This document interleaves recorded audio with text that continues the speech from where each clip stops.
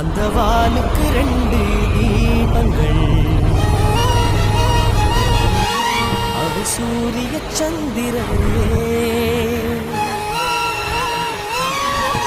என் வாழ்வுக்கு ரெண்டு தீபங்கள், என் தாயோடு தந்தையரே. அந்த வானின் தீபம் ரெண்டும் இல்லை என்றால் இந்த மண்ணில் உயிர்கள் இல்லையே. என் பாச தீபம் ரெண்டும் இல்லை என்றால் என் வாழ்வில் ஒளியும் இல்லையே. ஒரு தாய் தந்தை போலே உலகில் உறவில்லையே. தாய்தானே அன்புக்கு ஆதாரம், தந்தைதானே அறிவுக்கு ஆதாரம்.